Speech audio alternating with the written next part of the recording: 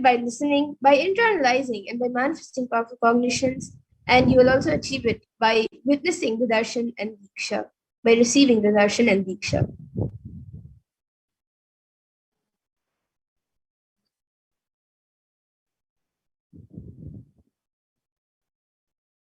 So now let's see what is the Bhava Samadhi Darshan.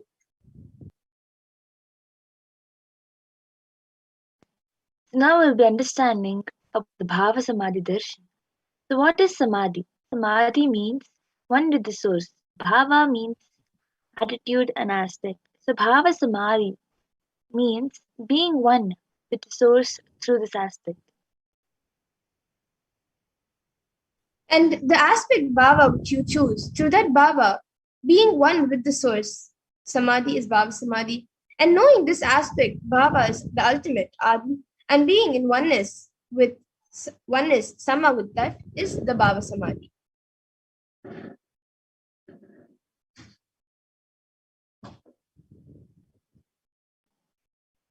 So the divine cosmic being manifests from Kailasa, the enlightened time-space zone, through deities and incarnations. Divine cosmic beings manifest through Archavatara deities in temples and through Bhava Samadhi Darshan, the Nijavataras, the incarnation. And the Bhava Samadhi awakens your Kundalini Shakti, which is the latent potential energy in all human beings.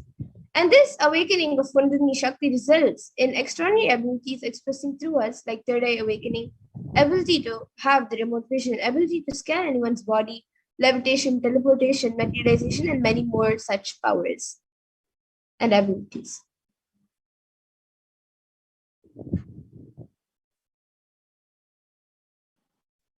So this influx of superconscious energy visibly slows down the aging processes and improves immunity to diseases. With increasing level of coherence, the whole brain comes alive, turning into a superconductor of conscious energies that heal, empower, and transform our lives. And having darshan or even a glimpse brings a lasting transformation in us. Having a glimpse of an enlightened being, having a glimpse of a great sage, enlightened being, or a deity brings a lasting transformation in all of us, cleansing the lifetimes of karmas and raising you to the next level of subconscious breakthrough, which is like hitting a reset button on your being.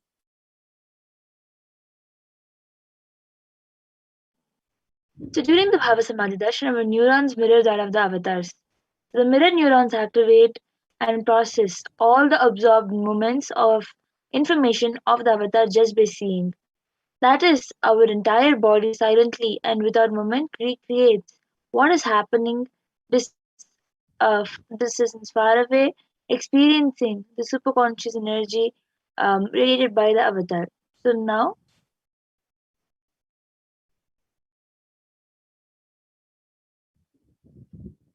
and now we'll be seeing a small introduction, a glimpse of who the Supreme Point of Hinduism is, the one who is giving us all of these sciences, extraordinary Shaktis, and much more. So the Supreme Point of Hinduism, Jagadguru Mahasanidanam, is Divine is Bhagavan Nithyananda Paramashivam, is the reviver of Kailasa, a macrocosmic ancient enlightened Hindu civilization and nation. The Supreme Pontiff of Hinduism is the 1000th incarnation of Paramashiva as per the Hinduism, recognized by his predecessors who are enlightened masters. The Supreme Pontiff of Hinduism has made the science of power manifestation, yoga, and temple-based universities a lifestyle for humanity.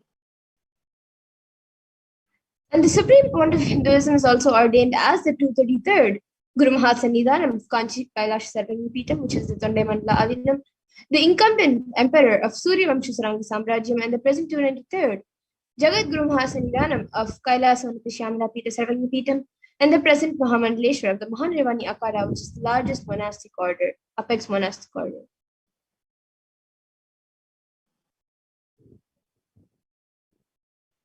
The Supreme Pontiff of Hinduism is the 1000th Acharya Mahamandaleshwar of the Atal Akhada and is the present 23rd Guru Mahasannidhanam of Dharma Mukti Swarga Paramadinam, and is elected as the Supreme Pontiff of Hinduism by a congregation of over 1,000 Hindu leaders.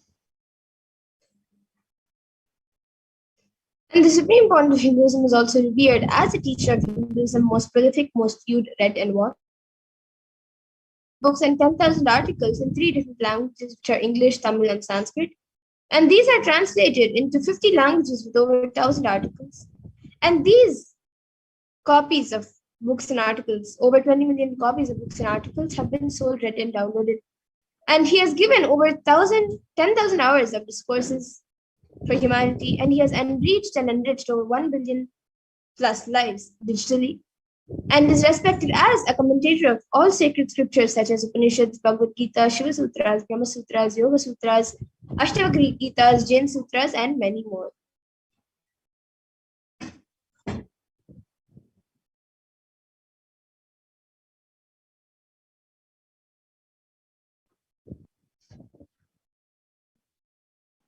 And the Supreme Pontiff of Hinduism is honored as the leader of internationally recognized Hindu leader, and is a reviver of 108 ancient Hindu sampradayas, including the Rudrakanyas, Rudras, Rishis, Rishikas, Bhairavas, Bhairavis, and the Sannyasis.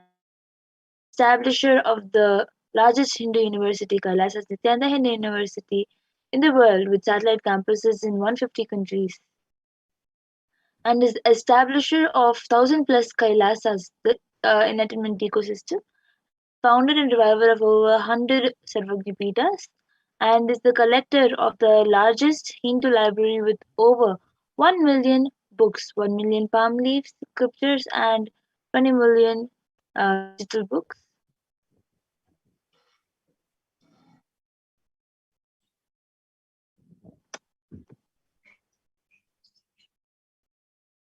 And now we come to the conclusion of this first segment, and we will be moving on to the further segments where we will be seeing a live demonstration of the extraordinary Shaktis, the divine powers of Paramashiva.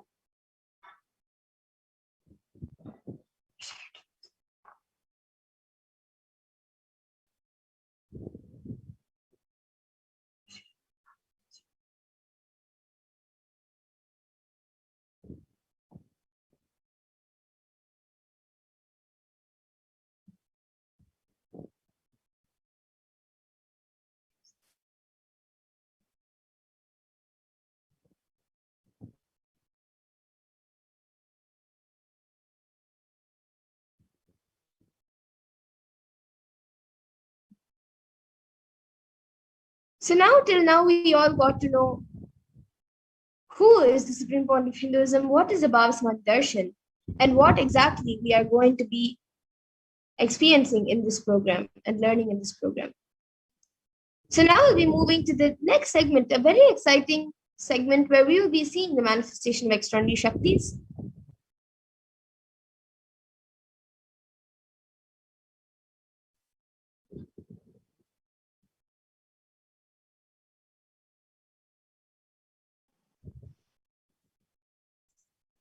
So the Balasans.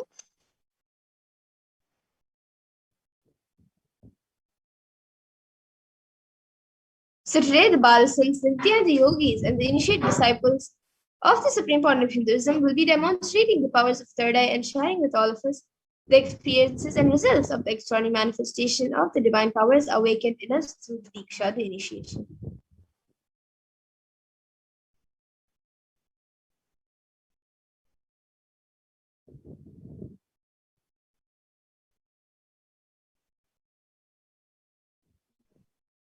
In today's Bhava Samadhi Darshan, all of us will be receiving the initiation into third eye awakening and various other powers with the blessing and grace of the Supreme Pontiff of Hinduism. We will be manifesting the power of third eye, where we'll be able to see, where we'll be seeing with eyes blindfolded. Dowsing center located between the brows, which upon initiation one can effortlessly express powers and see through the third eye just as you would with the normal two eyes.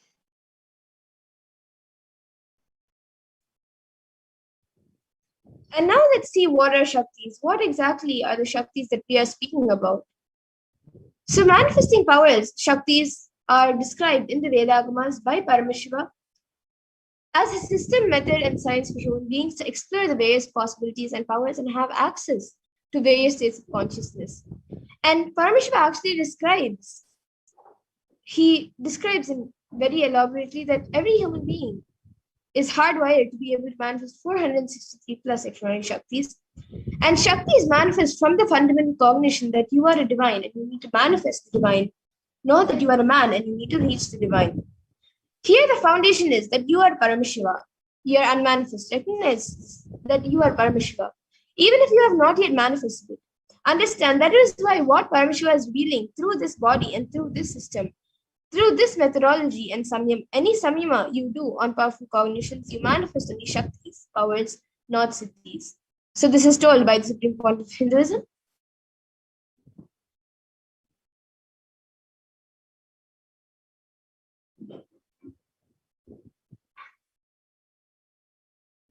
So now we'll be understanding a few differences between the Shaktis and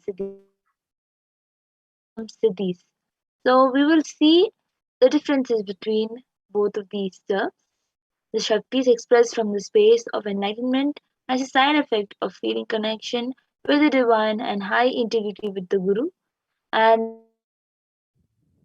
enlightenment, whereas the Siddhis are on the path of enlightenment and may, and the Siddhis are the powers that manifest from the tapas and penance for the sake of enlightenment. And a few more differences between Shaktis and Siddhis are that Shaktis of Paramashiva manifest through ordinary human beings in an extraordinary way after the initiation from the avatar and are permanent, whereas Siddhis are not permanent and may divert you from enlightenment.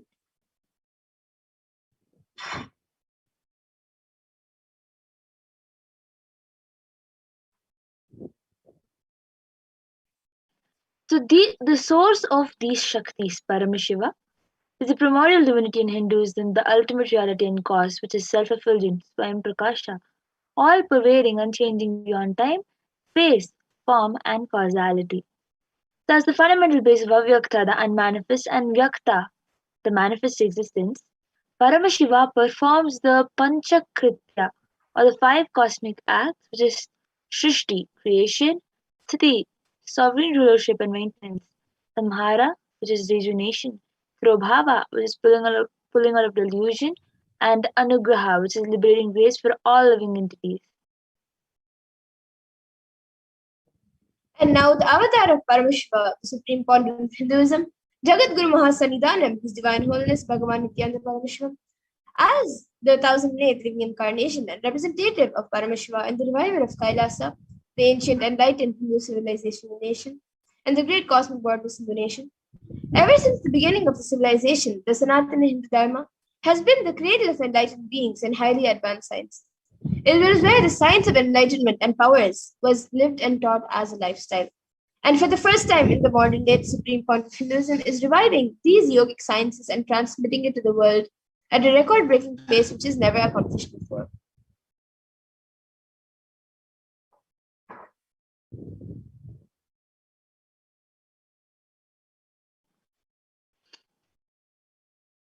So now we will be understanding the Guru Parampara.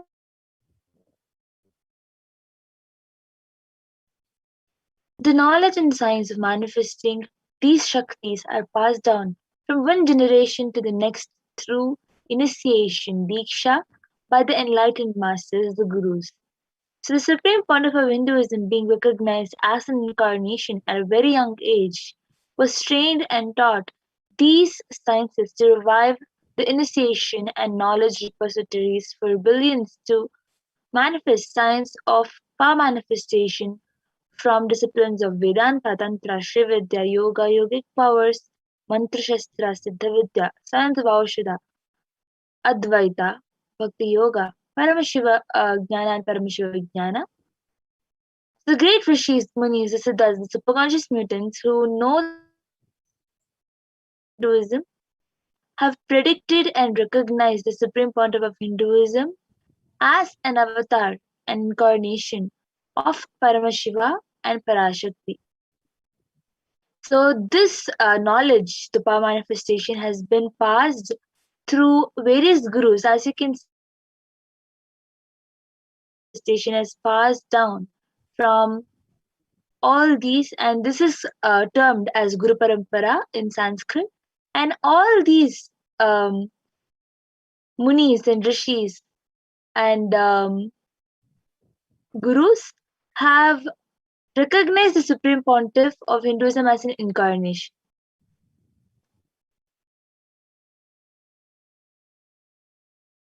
And so, how now we'll be seeing how we can awaken these divine Shaktis in us. Every ultimate truth, jnana. So, everything that Swamiji says, every truth which the Supreme Pontiff of Hinduism reveals to us is mapped into your consciousness, prajna, and manifests as the possibility and power of every being, prajnana.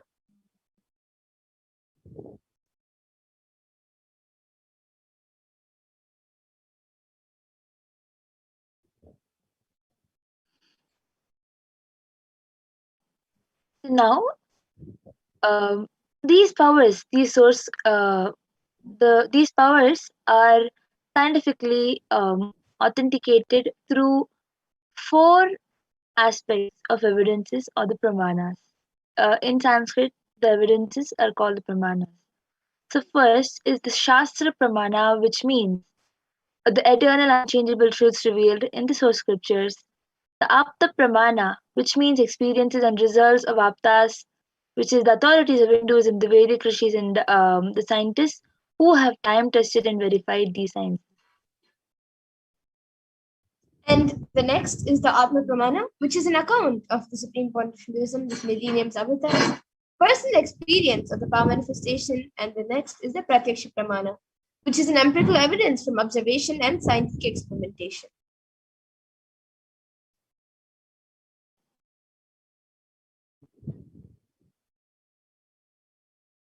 So the Vedagamas, which are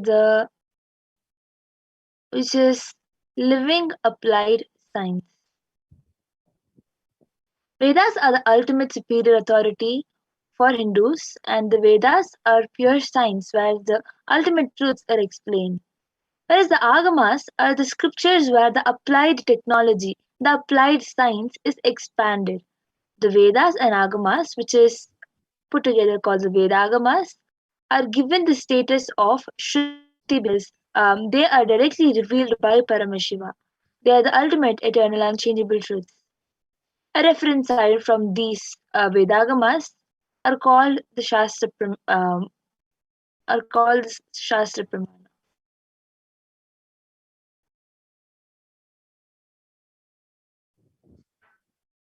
And now let's get ready to witness a very unique and exciting demonstration, live demonstration of the powers of third eye. So we'll be first entering into the power of third eye, which is seeing with the eyes blindfolded. So we'll be going through all the pramanas, evidences, the scriptural. The first is the scriptural reference, the Shastra Pramana, for the power of third eye.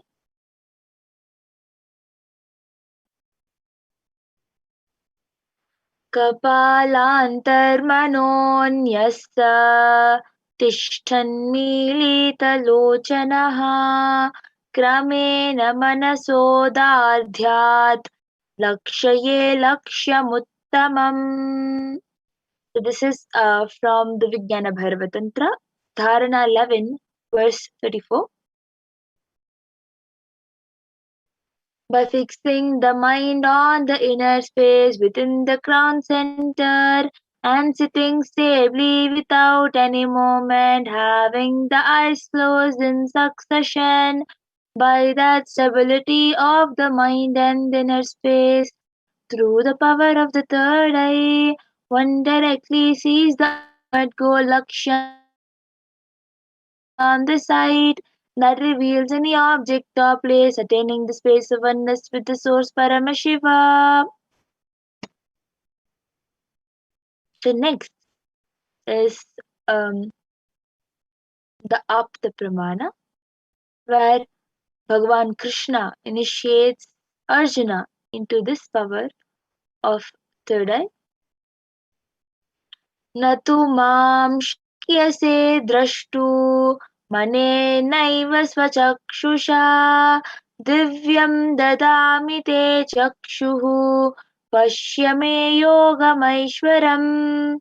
Bhagavan Krishna says to Arjuna, but you cannot see my cosmic form with these physical eyes of yours.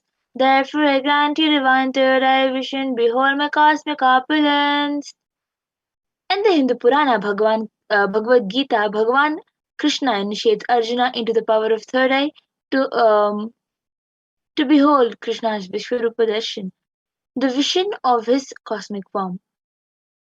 Bhagavad Gita, which contains the description of Bhagavan Krishna's cosmic form, is completely narrated by Arjuna as he sees Bhagavan Krishna through it.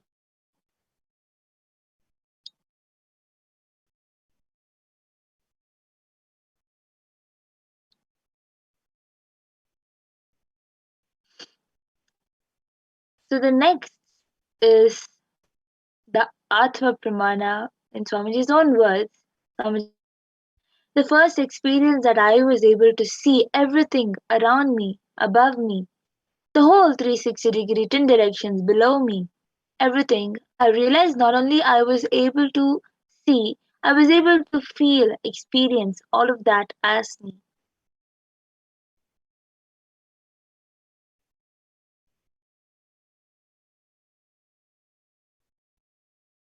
So the next is the Pratyaksha Pramana, the empirical evidence from observations and scientific experimentations. The study measures and compares metabolic cell activity of a brain in conscious and meditative open third eye state. This is a PET. It was declared that when doing daily activities, high activity is measured in the brain where third eye is located, and when in deep Samadhi state, only the third eye region is active and almost 90% of the rest of the brain is at peace.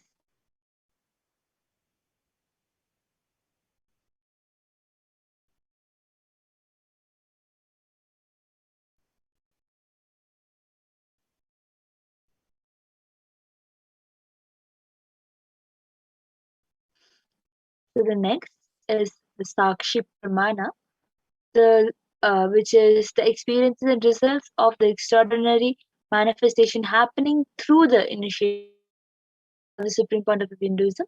This rare sacred science of third awakening is being made available to humanity for their ultimate enrichment and conscious evolution by the supreme point, living incarnation of Paramashiva.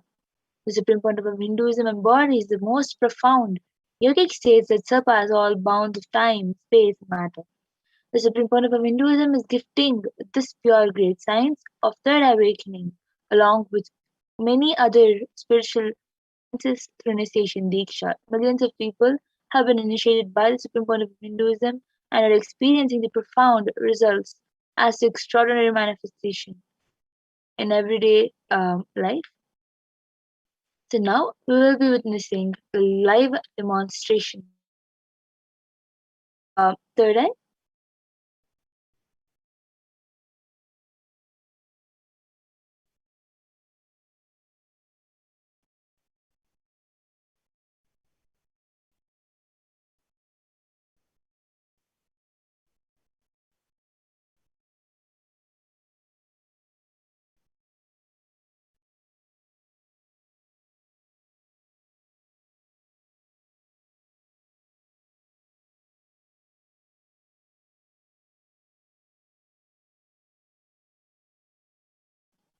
We'll be witnessing the live Sakshi Pramana, the live demonstration of Sakshi Pramana by the initiated disciples of the Supreme Pontiff of Hinduism, the Balis.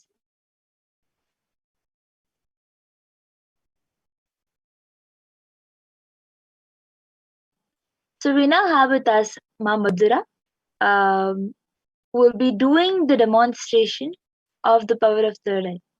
Yes. So Ma Madhura, you can show the eye band. Yes, as you all can see, this is the eye band which we will be using for manifesting and demonstrating this power of third eye. This eye band has a sponge attached to the sheet, and the sponge will the sponge is used so that it can stick to the skin. So the sponge has two openings into which the ice will go and just stick. So as you can see, exactly the eye size openings are there. So inside that, the ice will go and stick, and there is no possibility of leakage at all. When when you put this, as you all can see, if you put such an eye band like this, there will be no light that can pass through the sponge and hit the ice, so you will not be able to see anything. And the strap will just hold the sponge tightly onto the ice. So request the volunteer who is there with Mamadura. So Mamadura has volunteer around um with the eye band being secured properly on the ice.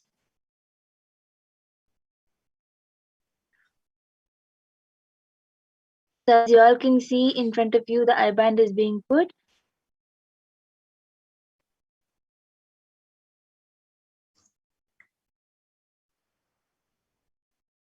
You can put a little tighter.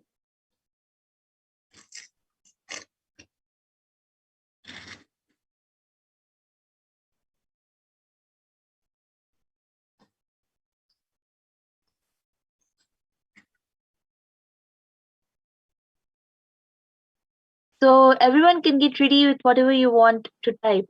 You can type and keep it, and it will be projected for everybody to also see as Ma Madhura reads.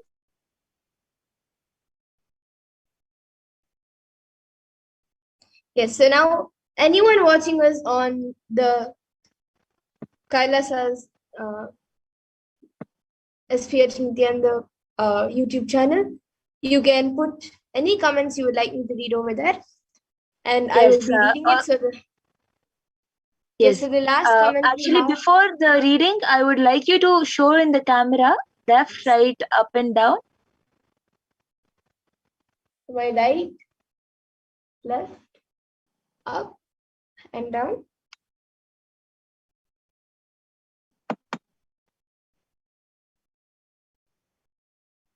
Yes, and now you can all see also the comments. So we have the last, we have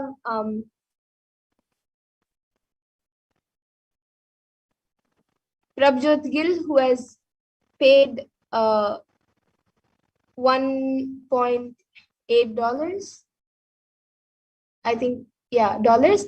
And we have, above that, we have Rahul Aswani, who has put Namaskar emoji and an Om emoji with a purple background. And then we just have a comment right now from Utpal Takaraya. He has put Loka Samasta Sukhino Bhavantu.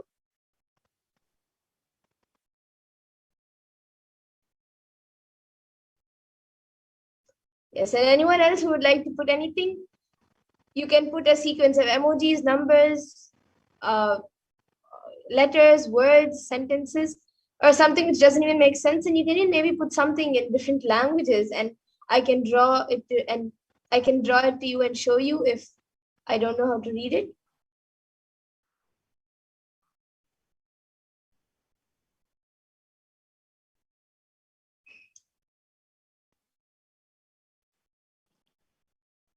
Anything, any random numbers together, scientific terms that you think Madhura will not know. You can put anything that you want in the comment section, and it will be revealed. Uh, anything you want, you can put it in the comment Yes. section. We have another comment from Rhinosin Edmond. He has put a moon emoji and a Trishul emoji and a sun emoji. And the moon and the sun has eyes and nose and a mouth. And the moon is just a crescent moon, it's not a full moon. And there's only one eye shown, and then the nose and the mouth. The sun, both the eyes and the nose and the mouth is shown. And the sun has 1, 2, 3, 4, 5, 6, 7, 8, 9, 10, 11, 11 or 12. I guess I got confused. 11 or 12 rays.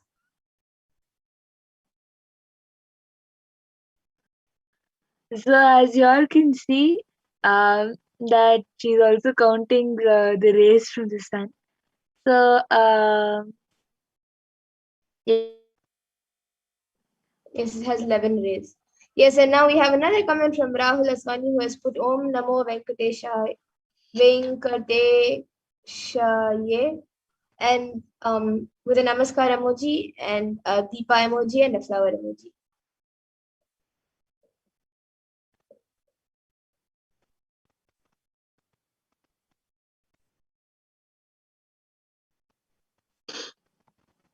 if anybody else wants, you can comment anything that you want.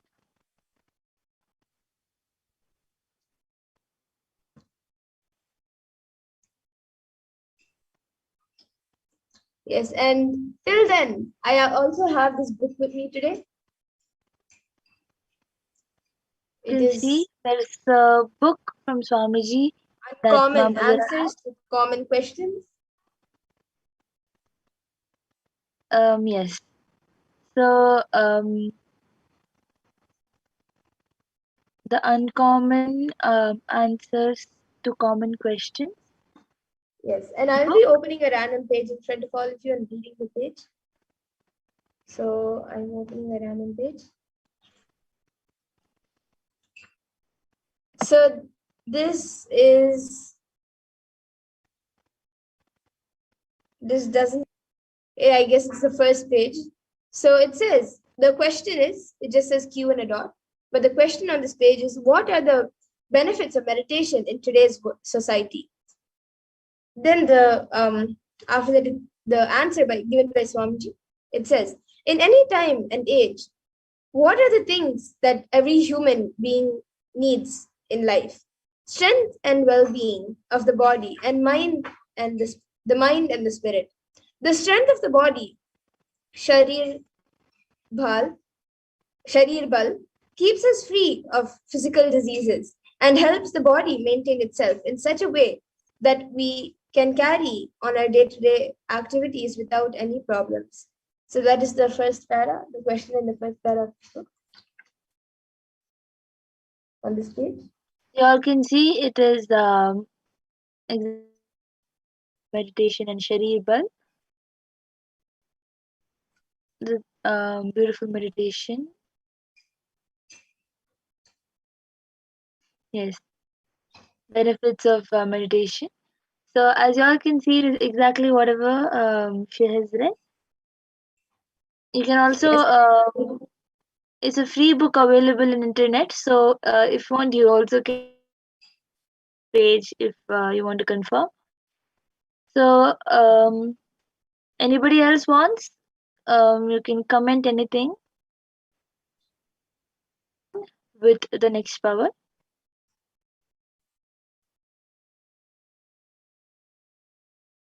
Anyone viewing us right now on the YouTube channel, you can put your comments. And even if you're watching somewhere else, you can put your comments on the YouTube channel. And then and I will be reading it.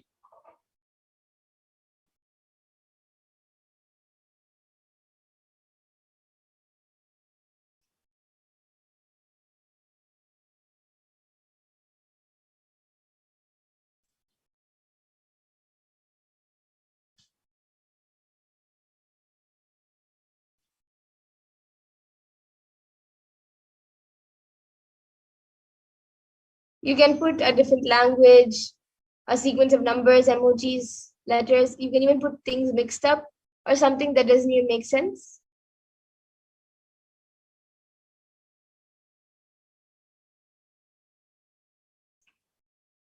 Okay, now I have the Kailasha's SPH Nithyananda YouTube channel being projected in front of me with some videos. It says Nithyananda Satsang, constantly delete the past, constantly upgrade yourself. on the 29th July 2021. And then we have live Nithyananda Satsang at 7:30 a.m. IST, which was streamed 1 day ago. And that is 8 hours, 57 minutes, and 56 seconds. And the previous video, which is being projected, is 1 hour, 33 minutes.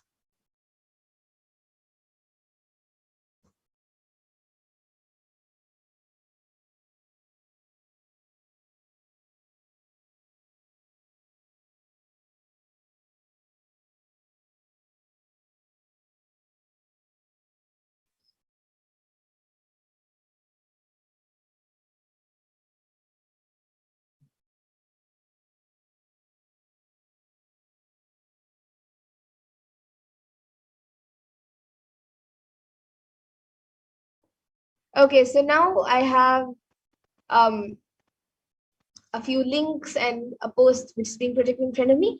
It says hashtag Nithyananda, hashtag Kailasa, hashtag United Nations. Link to report, https www.ohchr.org/documents/hr board and then 3 dots. And then watch, share, and like our videos. Subscribe to our channel to be notified of the next upload. And then it says it is given the link to that, to the Nithyananda TV.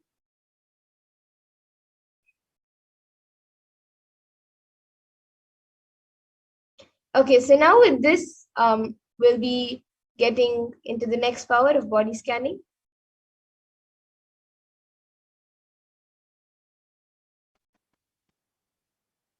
So I request the volunteer to now remove the IBAN. Yes, so as you all can see, the I-band is being removed right in front of your eyes.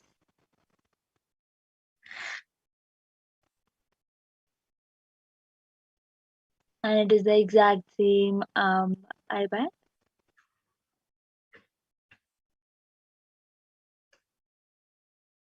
Yes, and now we'll be moving to the next power of body scanning. And anyone who would like a body scanning, you can start putting your comments in the YouTube comment section, and we will be giving you a body scanning. And yes, now I see Ma Durga Devi has posted a few emojis, and Utpal Takaraya has put something. He has put, can you read Nithyanandam? And he has put Nithyanandam. Yes, so Ma Durga Devi has asked for body scanning. Yes, Ma, we will be first going through the pramanas for the power of body scanning, and then be getting into the power of body scanning.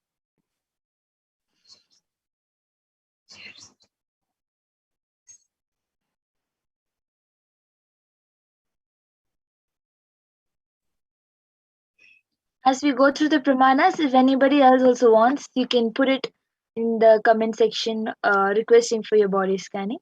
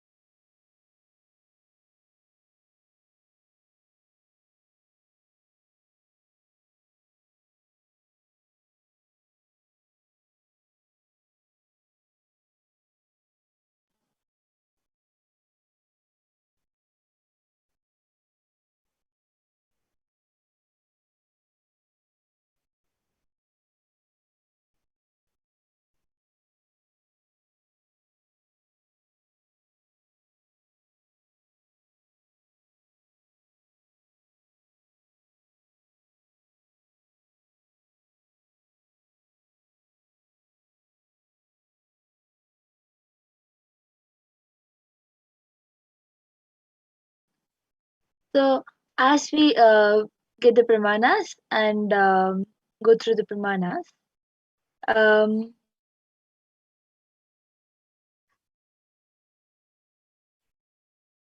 Ma Madhura, I think you can share of manifesting the power of body scanning. Yes. And actually, we can get into the pramanas. And as we do the body scanning, we can share our experience also. So the Shastra Pramana for this power of body scanning comes from the Vijnana Bhairava Tantra. He jagato vapi sukshma sukshmatarani cha tatvani yani nilayam dhyatvante vyajyate para. So this comes from the Vijnana Bhairava Tantra. And the next, the Apta Pramana for this power is from the life of a Siddha whose name is Teraya. And he was one of the prominent disciples of Agatya. And one day a man suffering from a severe headache comes to Agatya and asks for healing. So then Agatya, using the power of body scanning, reveals that there is a small tere, a type of frog, sitting in the person's brain. And he tells his disciple Teraya to perform an open head surgery and remove the frog. And once the surgery is completed, the person is healed and cured of the headache, and thus Teraya gains his name, which is Teraya.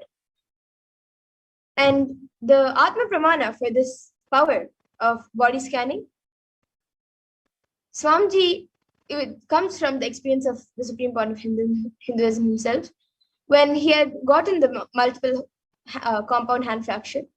It was revealed in the hospital, when he had gone to the hospital, it was revealed that he had been poisoned without his knowledge.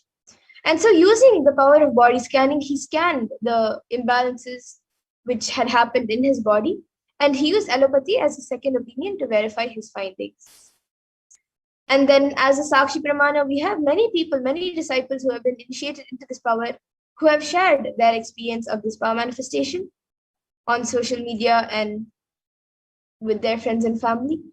And now we will actually be witnessing the live demonstration of the power manifestation. So anyone who would like a body scan can put your comments in the YouTube comment section. We already have a few comments from Ma Durga Devi. So Pragnana, you can start a scan for Ma Durga Devi's daughter, Subiksha Shri.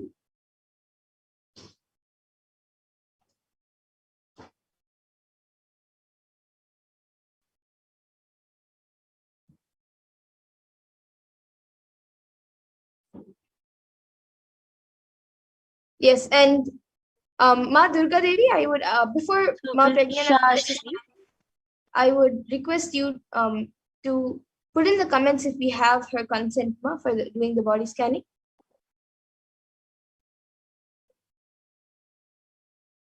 Ma Durga Devi, you can put it in the comment section if we have your daughter Subiksha Shri's consent for the body scan. Yes. Ranasan Edmondaya has asked for body scanning. So, Ma Madhura, you can start doing the body scanning for Ranasanaya. Yes. Ma Mary's Grigor Jevs has come back saying, Nityanandam, how can I attend my overthinking and unstable mind physically? So I will be scanning Mary's Grigor Jevs.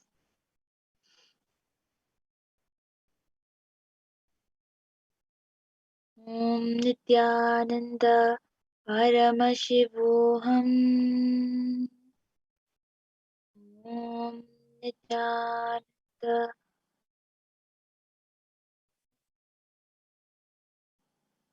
Yes, and Rhinus and Edmondaya, for you, I was able to see that you are getting a small allergy and dryness on your skin right now. So I was able to see for that, if you apply oil on your body, you can either pure coconut oil or castor oil. Apply that oil in the night wherever there is some irritation or sensations in the skin or dryness in the skin, apply that in that area. Apply oil in that area before you sleep, and also another time before you take a shower in the morning. So these 2 times you can apply either pure coconut oil or castor oil in the places which is on your body which is dry and which is becoming like a small allergy. You can apply these 2 oils, either one of them, whichever you have, in the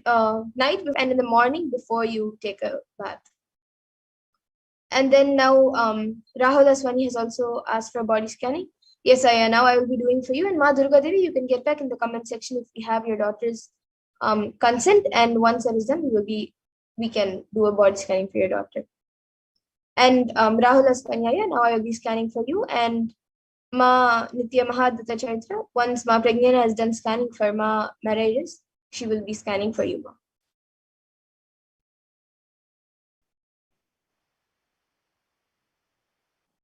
Myra's Gregorius Ma, I was able to see that the overthinking about your an unstable mind about your health, it can be completed by you doing sevas for do puja and seva and put your mind completely into the divine and your master. You will see that will not be there because you are completely dedicating yourself to the divine and the master. I was able to see that physically you will not overthink about or have unstable mind. That I was able to see. And now I will be scanning for Malvin in Wildwin, which Ma Adbhuta Charitra has asked. Yes, and Ma Durga Devi, we need to, if she's a minor, if your daughter is a minor, then if you have given the consent, we can do. But if she's a major, then we will need her separate consent. So if you can confirm in the comment section if we have her consent to do the body scanning for her.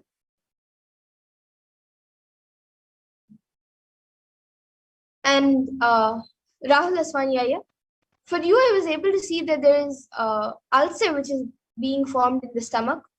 And I was also able to see that in your back, there is like a shooting pain which is occurring, like it is not very often, but maybe like around once or twice in 5 days. You get like a shooting pain in your back. From your lower back, it comes like a shooting pain.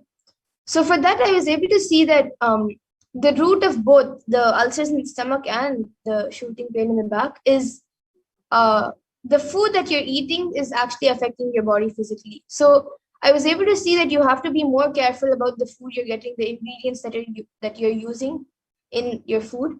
You need to make sure that everything is organic and everything is proper. And that is what will help in healing your body.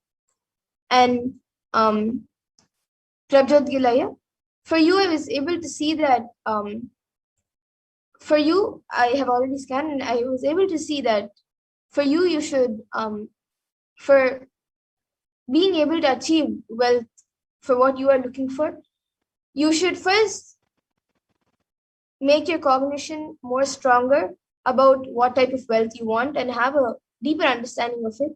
And you can offer whichever seva you would like. You can offer that to Lord Venkateshwara, and with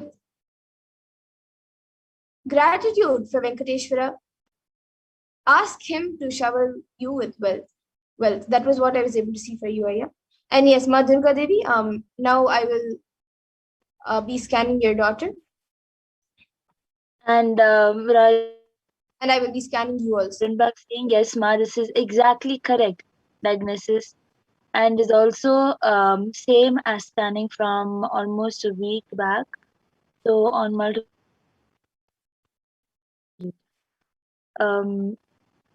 thank you for getting back, Aya. So Ma in a while when I was for her, I was able to see that um, excess oil produced on the face. I was able to see that her face becomes a lot oily, and sometimes she gets rashes on the face because of the oil. And I was able to see that she has dry throat. Outside it is oily, but for her. So I was able to see that she should not use any dry products on her body. Just because her skin is oily, she should not use dry products that will make her skin completely dry. For her face, she should not use soap. She should use haritaki to wash her face. I was able to, Paramashiva revealed that she should not use any dry products, and just because of the oiliness.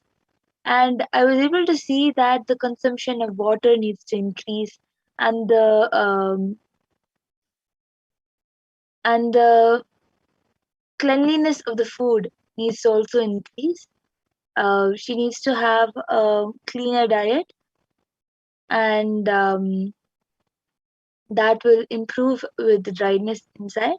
It is it is not only the throat which is dry. Inside, her full digestive system is completely dry. So she needs to have more water, and the the water will help her with other problems due to digestion. She's having back pain, and it is due to digestion she's having just having water is the solution I was able to see. Having consuming more of liquid um, in through either juice or um, or as water, that will help her with improving her digestive system and the dryness which is being caused inside the body. And she should not use dry products like soap or face wash on her face, and she should not use any oily products like oil or or the creams on her face. She should just use turmeric, haritaki, and um, basma on her face to wash her face. This is what Paramashiva has. Yes, and Ma Durga Devi, for you, for your daughter, I was able to see that she is quite fine, and the only thing which I was able to see is there's a small black blockage in the nasal part, like near the nose. It's like the starting of sinus, but it is not right now a problem which is affecting her badly or anything. But it would be good to get rid of the sinus right now itself, so it doesn't become major in the future. So the solution I was able to see for that is, at least for the next 1 week, if she can do steam inhalation using turmeric in the hot water, you can add turmeric and she can do the steaming. That will help her get rid of the sinus now itself. And you have also asked if scanning for you affects in any way. No, Ma. If for each person the scanning happens differently, and any solution given, even if the problem is same for both people, the solution may be different for various people. So the scanning is on that independent person. So the scanning for her or the solution for her will not affect you in any way, and the scanning for you will not affect her in any way. And we also have Yes. Sam Kishore Vedapati, who has asked, can you please tell me what I should do to pay off my debts and manifest prosperity? Yes, sir, you can ask this in the Venkateshwara readings or in the Kalbhairava Akashic readings, which the Venkateshwara readings will be happening today. You can register for that and get your question answered. Yes. Also, Utpal Takaraya has asked, how are you able to scan Ma? Can we also do it? Yes, Aya, you can manifest after Devi Parashakti Akashic records. You will be able to manifest these powers. You yourself can manifest these powers. And Rahul Ashwani Aya has gotten back saying, thanks, Ma, but I don't have any shooting pain in my back and I don't have ulcer in my stomach, Ma, too. I have improved my health. I will start taking the 3 herbs. Yes, and Rahul Aswanyaya, yes, you can start taking the 3 herbs also.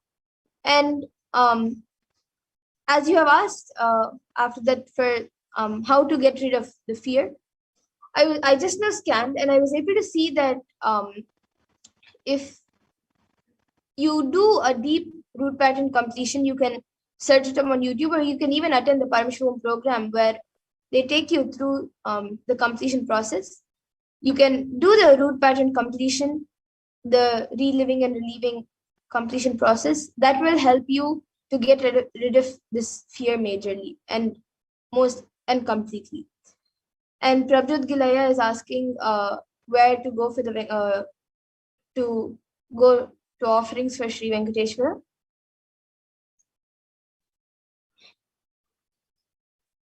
You can we will have another segment coming up where they will be sharing with you. We will be sharing with you where you can go to get the offerings, to make an offering to Sri Venkateshwara, as there are many different offerings that you can offer, so you can choose, and we will be taking you through those offerings and how you can register for them. So you can stay tuned for those segments where we will be telling what offerings you can make. And now with this, in the interest And of actually, one more thing. Rahul Ashwaniaya, you have told that you do not have any shooting pain in your back or you do not have any ulcers in your stomach. But I would recommend you to please be aware, because it is possible that in the future you might have both of these problems coming. So please take care and use the herbs to not um, produce these problems in the future. yes. And now with this, in the interest of time, we will be concluding this power manifestation segment. I see Sam Kishore has asked for a body scanning. Yes, Aya, every day 2 a.m. and 4 p.m. IST, we will be having these segments again, where we get ready for the Parashakti Akashic news, and on Saturdays and Sunday for the Venkateshwara Bhava Samadhi Akashic Venkateshwara Bhava Samadhi Darshans. So you can again come and join us and request for the body scanning, and we'll be more than happy to do one for you. But now, in the interest of time, we'll be moving on to the further segments. I thank all of you for joining us today for this power manifestation segment, and please stay tuned for the further segments where we will be learning about who is Bhagavan Venkateshwara.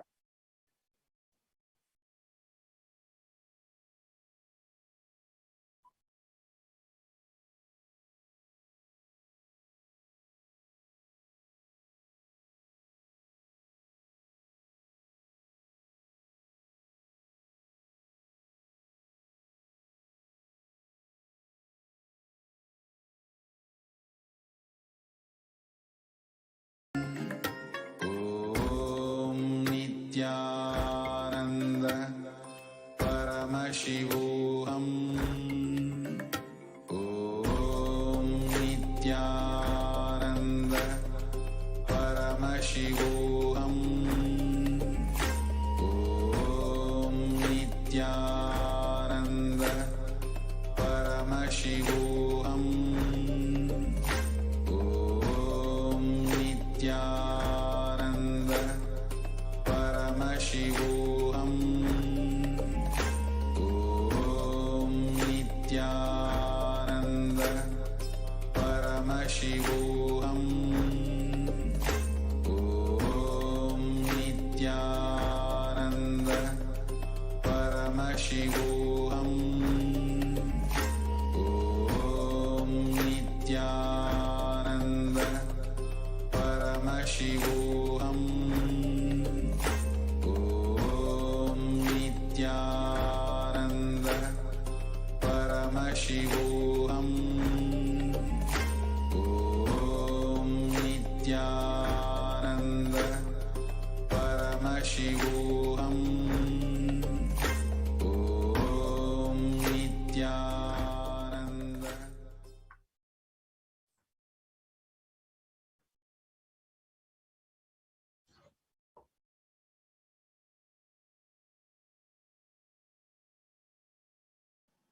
So now we will be today versus Kailasa today. So in the world today, we have 18 years of growth wiped out in just 2 months. 18 years of growth just wiped out in 2 months from 2016, August 2016 to this thing. So all of you can see the chart. In the ONS figures imply that the level of total economic activities in April 2020 was back down to where it was in 2002, implying that an astonishing 18 years of growth seemed to disappear just this year. And you can see Kailasha, the spiritual solution, 2000 years of economic history in one chart, all major powers compared by GDP from the year 180. So Hindus have actually contributed to 40% of the world's GDP.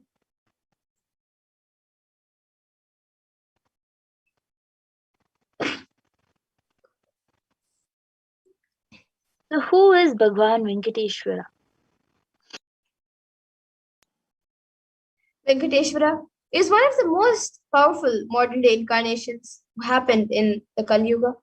Mahavishnu came down as Sheshadri and Bhudevi took birth as Padmavati, and they got married and stayed in the planet Earth with the body at least for 200 years and created a beautiful kingdom, blessing the devotees with wealth, health, and all auspicious things.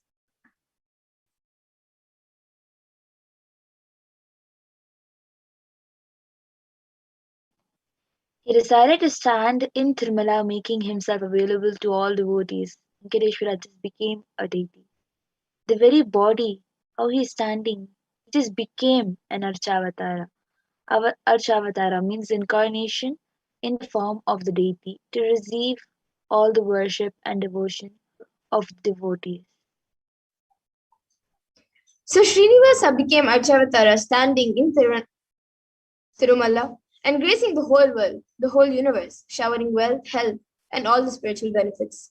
Venkateshwara has the Shri, which is Devi Mahalakshmi, the goddess of wealth and prosperity, within his chest.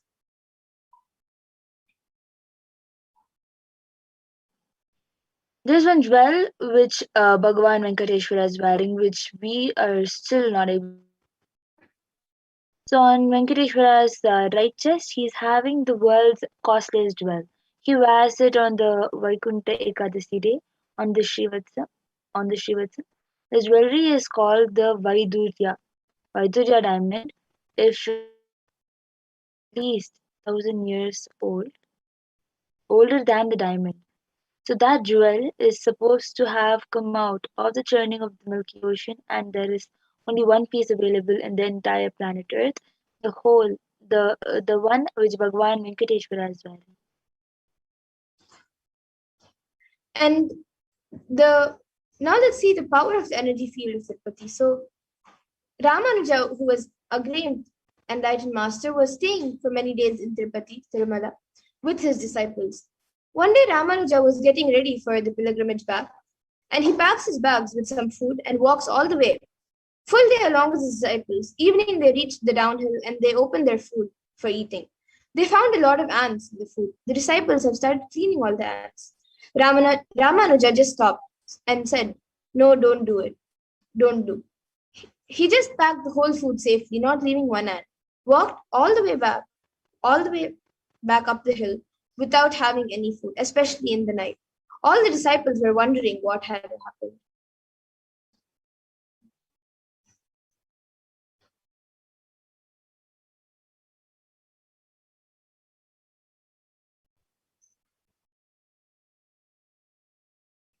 And after going to the top of the hill again, Ramanuja opened the food and because we don't know how many janmas or lifetimes they meditated and did punya to take birth in the presence of Tirumala, the energy field of Venkateshwara. We have no right to take them out of this energy field and lead them somewhere else. Even when masters become deities, siddhas comes to live around in their presence. So when deity becomes masters, naturally all the siddhas, all the higher level beings come to live around them. And the Shastra Pramana for this comes from the Narayana Sutram, verse 1. Sahasrashirsham Devam Vishwakam Vishwashambhuvam Vishwam Narayanam Devam Aksharam Paramam Padam. And this verse means this universe is the eternal being, Narayana, the imperishable, the supreme, the goal, multi-headed and multi-eyed, omnipresent and omniscient, the resplendent, the source of delight for the whole universe. And the Brahmanda Purana also contains Sri Venkatesha Sahasranama, which are the 1,000 names of Lord Venkatesha, which occurs as the conversation between sage Vashishta and sage Narada, and also the Venkatesha Ashtotara Sotram, the 100 names of Lord Sri Venkatesha. And there is a verse from the Brahmanda Purana saying, Krite tu narasimho bhutretayam raghunandana dvapare vasudevascha kalo venkatanayaka. The translation of this verse says, in the Krita Yuga, Lord Narasimha, in Treta Yuga, Lord Sri Rama, in Dwapara Yuga, Lord Sri Krishna, and in Kali Yuga, Lord Sri Venkateshwara are called as the Pratyaksha Daivams, the living deities. And Swamiji shares the Atma Pramana for Lord Venkateshwara. Swamiji shares, Venkateshwara is his muscle memory. So he shares, I have a very strong connection with Venkateshwara. My mother came to know that she was carrying me when she was on a pilgrimage to Venkateshwara temple in Tirupati. She did the Anga Pradakshina, the circumambulating the temple by rolling on the floor around it. And after that, she vomited. Usually people vomit after the Anga Pradakshina. Then they gave her the prasada, the consecrated food of laddu, the fried Indian sweet. And after that also, she started vomiting. Then the elders saw the pulse and confirmed that she was carrying. The first sweet I got is from Venkateshwara. I have a strong connection with Venkateshwara. So this is shared by the Supreme Point of Hinduism himself.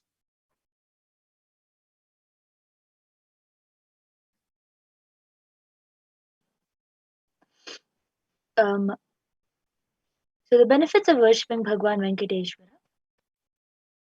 From the Vishnu Sahasranama, Falashruti verse 6. Yasha prapnoti vipulam yati pradanyameva cha achalam shriyamapnoti shreyah prapnoti anutamam. The translation is, he becomes endowed with great reputations and becomes the foremost amongst his kith and kin.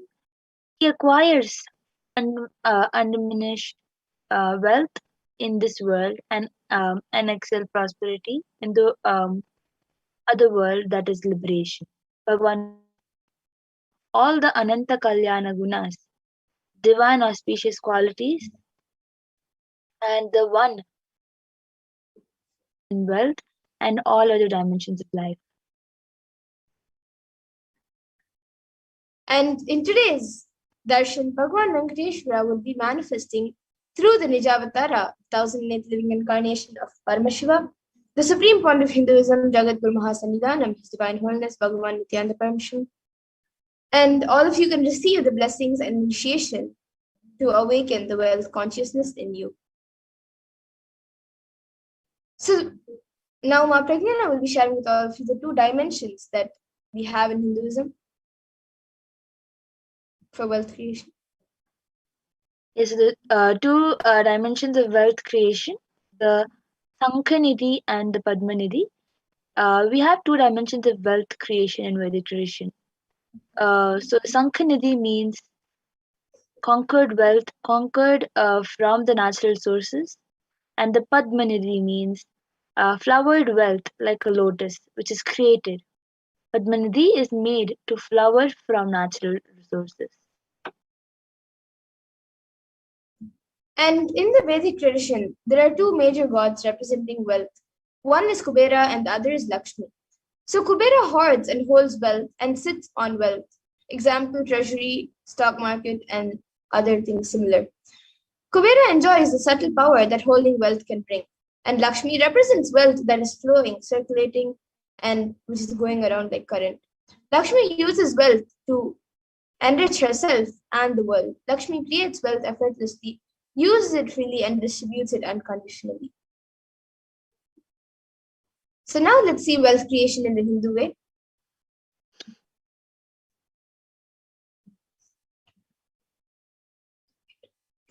So we will be back after a really short break to see how wealth creation happens in the Hindu way. We have Ma Priya with us.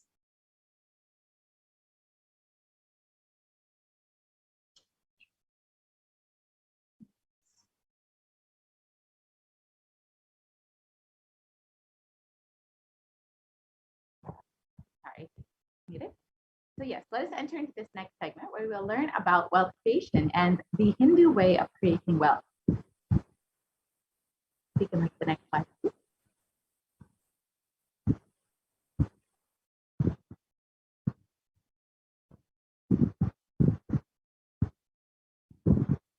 So life can be equated to two things. One is the ability to achieve what you want in the inner or outer world, and two is just getting stuck in both the worlds. These are the only two equations.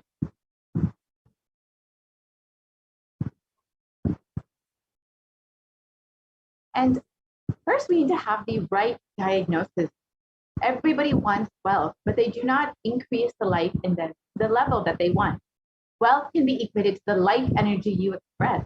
It is a straight equation because as of now, a normal man has wealth as the first priority in the life. So if you do not have wealth, don't blame anybody. You are not expressing life in you. Life energy is not happening in you.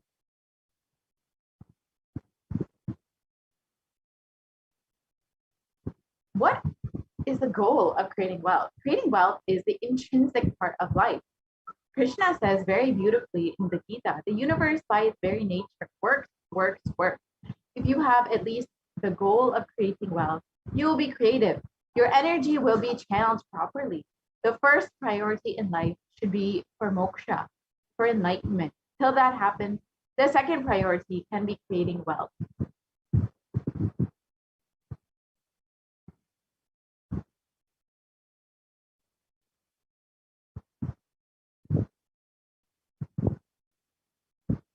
So why should we create wealth?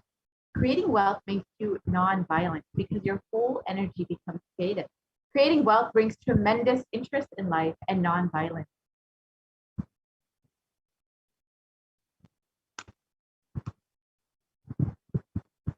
What is wealth? Wealth is not just an object or a thing to be achieved. Wealth is an extension of you. Anything that adds to you is wealth.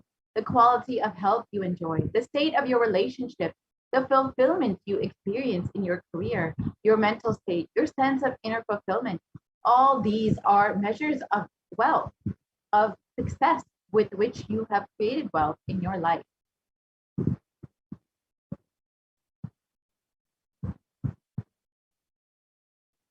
Wealth is a utility. Wealth is not even just money or currency. Money is one wealth, currency is one wealth, the assets are one wealth, and being alive and active is one wealth. All the four put together is wealth: money, currency, assets, and being alive and active. Wealth is neither good nor bad, but it is just a utility.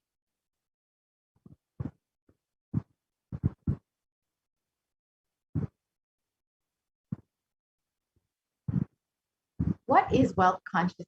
Wealth consciousness means making a clear decision to break out of the myths and mental patterns that impoverish us and to draw us again and again into the poverty cycle.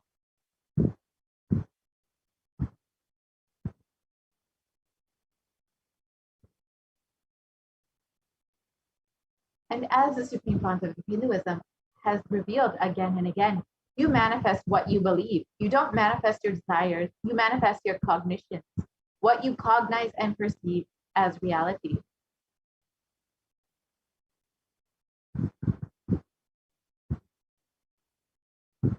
So let's understand the gap between our beliefs and our desires. Many of us say, I really desire wealth, but deep down you believe wealthy people are arrogant people, bad people. They do a lot of wrong things. If you believe wealthy people are arrogant, bad, wrong, They do many wrong things. They exploit others. If you have that belief, how are you going to manifest wealth in your life?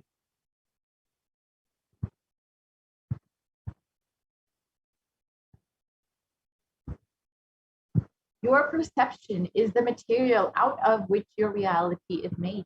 If you desire wealth, but you believe, perceive, cognize wealthy people are bad, or wealth is too much responsibility, naturally, you will not manifest wealth in your life. The gap between your desire and your perception is called a mental pattern.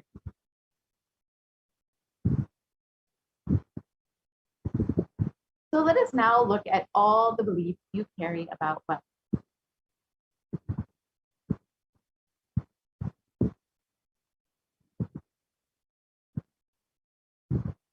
So one of the most common beliefs that we all carry is that wealthy people are arrogant or bad people.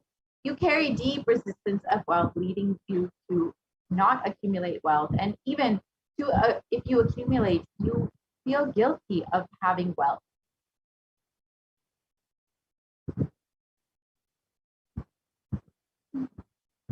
However, the truth is arrogance does not come by wealth. Arrogant people will be arrogant whether they have wealth or not. Arrogant means behaving as if you are more important than or no more than other people. But we wrongly associate wealth to arrogance, create a pattern, and start hating wealth as well, the same way that we hate arrogance.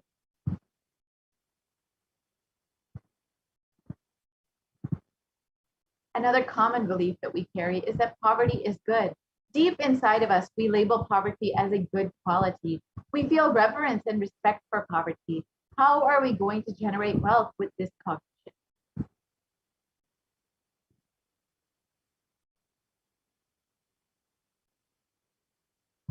And another common belief is that handling wealth is more responsibility.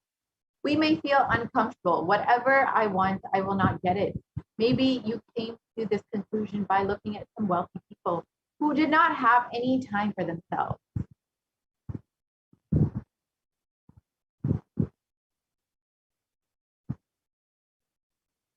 And some more inadequate beliefs that we carry on wealth is that making money is a sin. And creating as much wealth as you can, celebrating it, sharing it, and is wealth consciousness is high creativity with high responsibility. Wealthy people work smart, not hard. And again, this is untrue.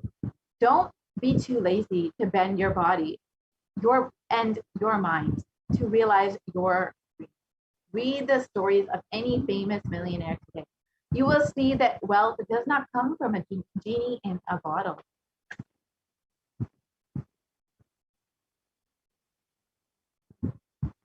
And another common belief that we all carry is that you have to be worthy of wealth. However, wealth serves those who are wealthy in their very consciousness. You don't have to be worthy in any way.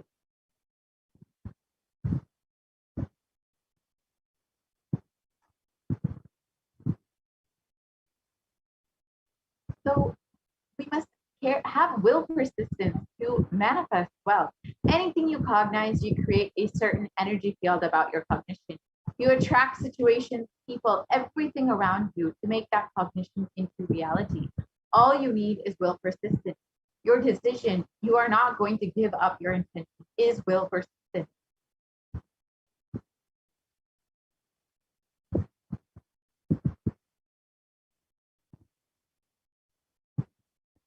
So now let us work on repairing our mental patterns. Your mental patterns go on affecting you, but you always tell, I'm too busy to repair myself. It is like sitting in a broken car and going to be rotating the handle or pushing and pulling the gears and doing whatever you want.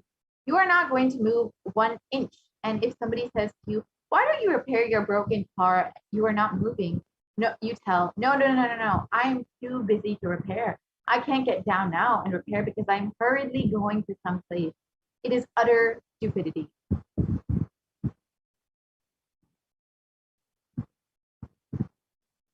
First thing we need to understand is that it is possible to repair our mental patterns. You may be desiring to have wealth, but you may not be believing, perceiving, and cognizing it as your possibility. The first and foremost important step we need to do is create an energy field of attracting wealth.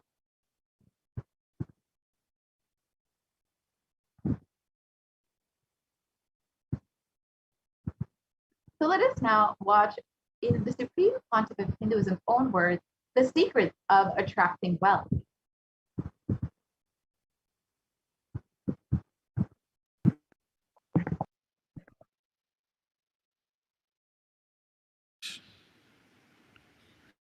The first step we need to do, the first step we need to do, looking back, the gap between your desire and your cognitions, how you started perceiving wealth, money,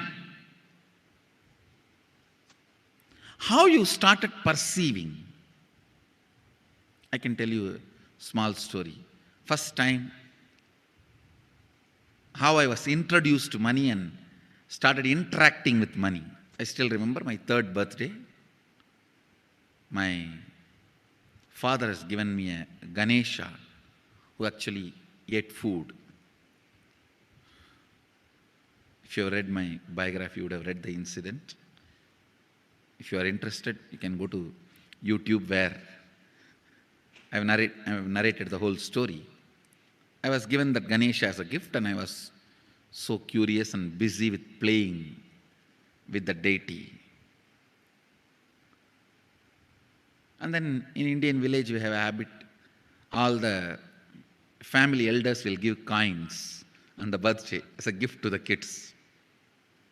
So I was sitting and playing with my Ganesha and all the family elders came. I am supposed to bow down to them. It's a tradition. So I touch their feet and they will give money. A lot of money got collected. Must be some 70, 80 rupees. In those days it's a big money. And for a kid it's a too big money. And it was too much of coins and notes, so my father helped me to pack the whole thing in a hand key. So I looked at him and asked, what should I do with this? He said, you can buy whatever you want. I said, I don't need anything. I only wanted this Ganesha. You already gave it to me. I don't need anything. He said, then you can give it to anybody you want. So I just called all my cousins, brothers, everyone was playing. I grew up in a large joint family. 27 of us grew up together. So it's almost like a one school, small school. So all of them are playing. I called in my loud voice, hey, anybody wants, come and take this money? I don't want it. So 4 or 5 kids were running and my elder brother ran fast and took the whole thing, whole hand key. My father told me to tell my elder brother to share everyone, to share with all. I said, I have decided I don't want. And I said, whoever wants, take it. So he took it. How can I interfere in this after that? It's up to him. I will not even interfere, giving any further instruction to how they should share or who should share and all that. I said, I don't want. That's my first relationship with money. I still see very clearly that it's the same relationship.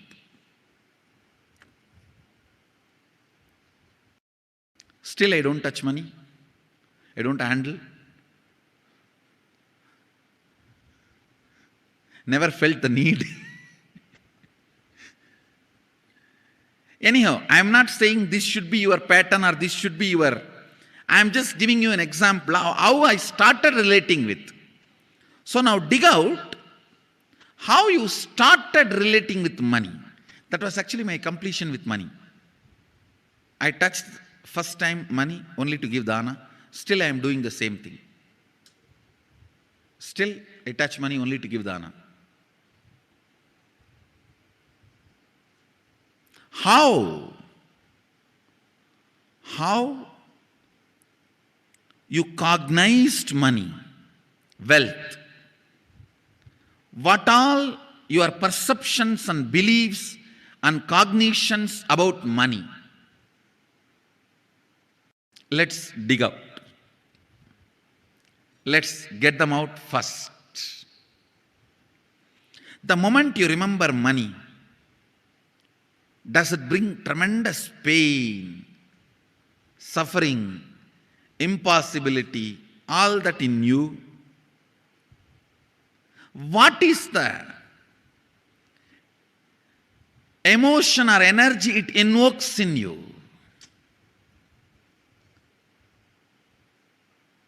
So put your pen to paper and just keep writing whatever comes to your mind.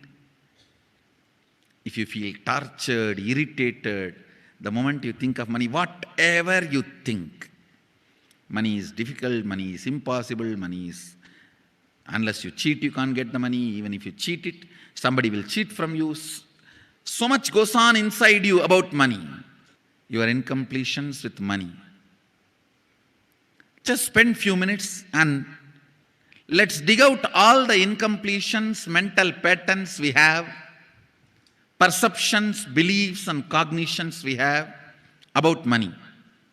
Listen, the first step we need to do now, cleaning up, completing these mental thought patterns, the incompletion patterns related to wealth,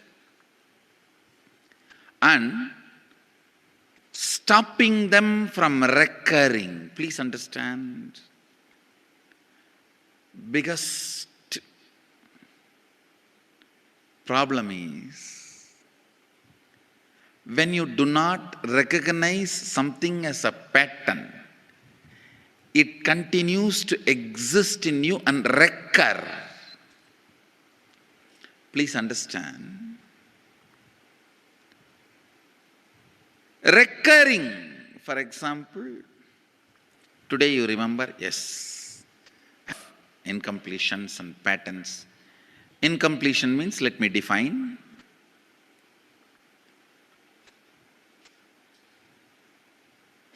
Your past sitting in your present, not letting you live your future is incompletion.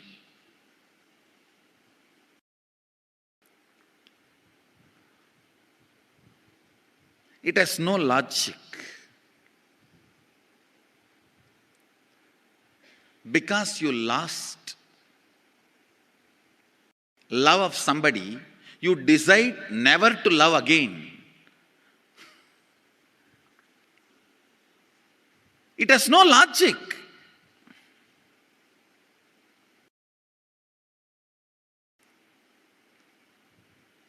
Tons of negative decisions, cognitions you make about life is incompletion. I'll give you one small example. 8-year-old kid is in the classroom. Teacher asks, who is the first Prime Minister of India? The kid jumps on the bench and shouts, Mahatma Gandhi. Naturally, the whole class laughs. Because Mahatma Gandhi is not, neither is Mahatma nor is first Prime Minister. Okay, let's leave it. When the whole class laughs, she decides never to come in the front, jump up and be active. Even after 50 years, if she becomes a CEO of a company,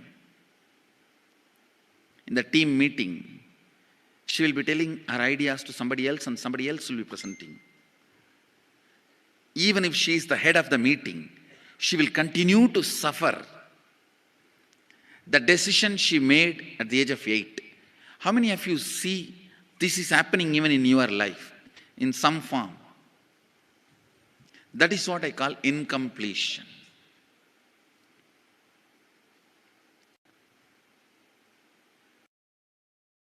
Understand There is a very powerful science by Sadashiva in Agama. Sadashiva is the first Guru, Adi Guru.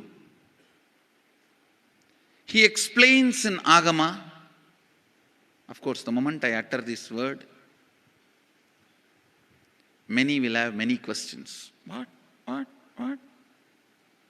Sadashiva? He was supposed to be God. Was he Guru? He was supposed to be energy. Was he teaching? Let me be very clear.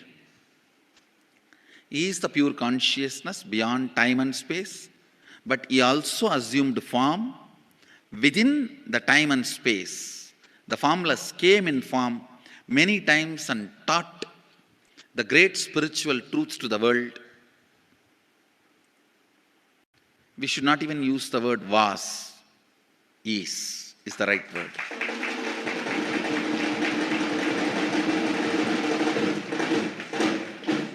He gives a beautiful science of completing with this incompletion patterns, known, unknown.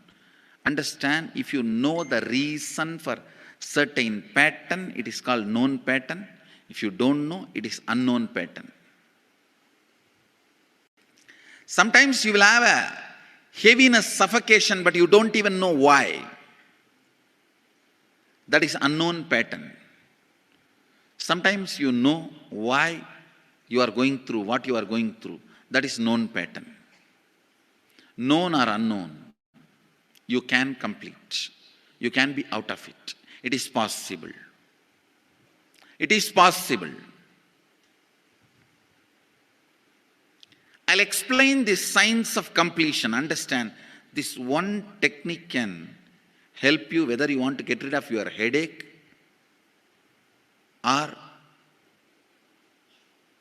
your whole ignorance and get into enlightenment. Whether you want as simple as healing your headache or as complicated as enlightenment. Anything, this one technique can give you. This one technique, it is a complete end-to-end, alpha to omega.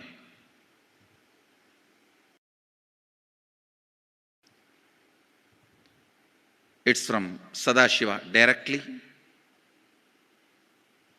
In the Agama, 94th verse, 22nd technique. The chapter is called Shivajnanopanishad and also called as Vijnana Bhairava.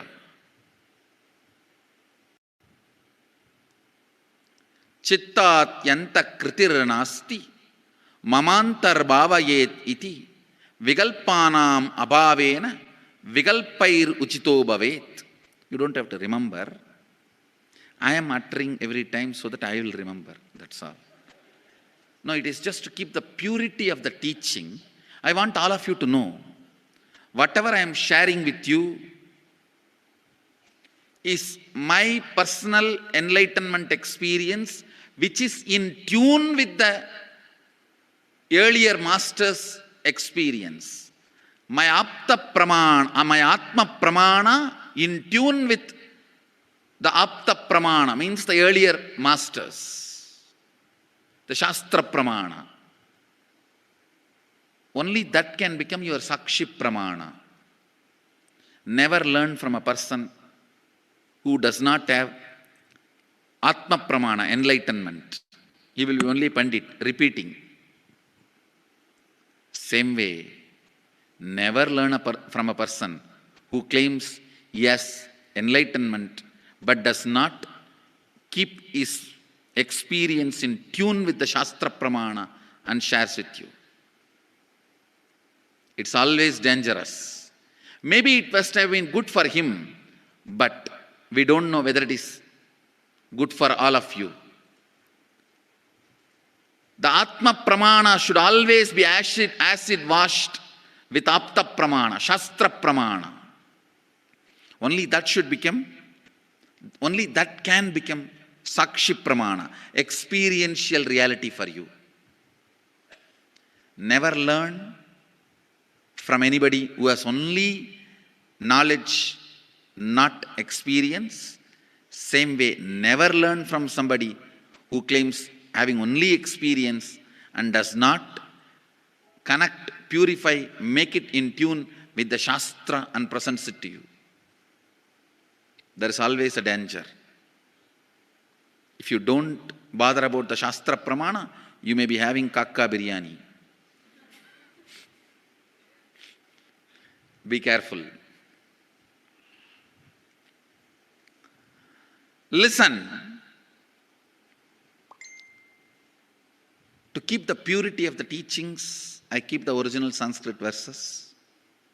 I'll give you the translation now. Consciously feel within the mind stuff of past memories of incompletion with its activities as mind, intellect and ego not existing in me. By contemplating this way in your inner space, disidentify from the past impressions and memories of completion. Put your active attention at the space of past happening. Relive these imagined impressions and memories of incompletion. Then the mind stop having fully ceased from its present characteristics of forming thought patterns and cognitions is complete. Thus you become complete and achieve the original space of complete completion. Listen. Now I will explain. I have read out the translation. I will explain what to do. Now you wrote many of the patterns, incompletions, thought currents you are having about money, ideas, cognitions you developed about money from the young age. Do only one thing. Just go back to that same age when the incidents happened in you, the cognition started building in you, the beliefs started building in you, the idea started building in you, the perception started building in you. Relive the same situation. I am not asking you just remember. Remembering means, for example, something happened at the age of 7 which is still hurting you about money. You asked 1 rupee from your uncle and he did not give, but he gave it to his son. It's still sitting and hurting. If now you are 47, this happened 7. You being 47-year-old person and remembering what happened at the age of 7 is remembering. Forget you are 47. Forget who you are now. You may be having millions. Just become that 7-year-old who asked and did not receive. For you that 1 rupee must have been almost life. I have seen people, they develop even wheezing when they were not given as simple as a chocolate or an ice cream by their friend or family or brother. I've seen. Because for a child, it may be life. Just go back, forget who you are now. Become that person. When that incident happened, relive. Just see what has happened at that time. You will see many of the unknown, suppressed emotions will break. And I tell you, many diseases will be healed. I have seen people walking out of tumors, cancers, asthma, wheezing, just by completion. Many of your diseases have their roots in some of the incompletions of the past. When you relive, many pain parts in you breaks. Pain bodies collapse. The pain patterns melt down. which completes many other issues which you don't even remember. I have seen when people do completion, to complete the wealth-related incompletions, suddenly they get into health, because the same incompletions which created wealth issues only were creating health issues. When they melt down, people become free even from both. Listen carefully. I'll repeat once more. Now you would have written so many patterns, incompletions, thought currents, ideas, cognitions. Take few minutes. Go back to each incident, each pain, each hurting. Relive. Relive. Relive. Don't justify what happened. Don't try to console yourself. No consolation will work. No justification will work. Neither help others nor try to help yourself. Just relive. I've seen when somebody has tears, others try to console. No, relax. You are not more compassionate than me. Let me do that job. You don't interfere in my job. Let you just go through. Even you don't try to console yourself. That is not going to work. If something has to break inside, let it break. It's okay. When you relive, the powerlessness, incompletion, loses power over you. I'll guide you step by step. And I commit with you, I'll lead you all to completion. And I know how to awaken, trigger the incompletions in you and break them. Help you to relive and relieve. I am supporting all of you. Have courage. Let's clean up.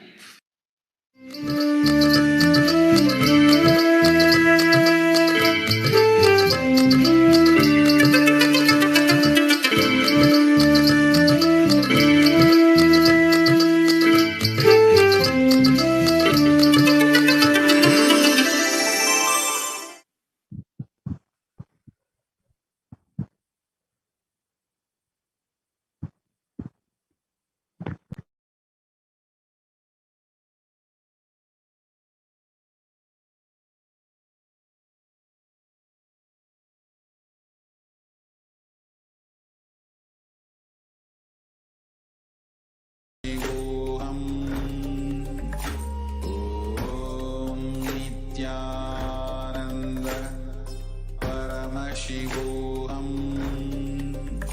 Om Nithyananda Paramashivoham. Om Nithyananda Paramashivoham.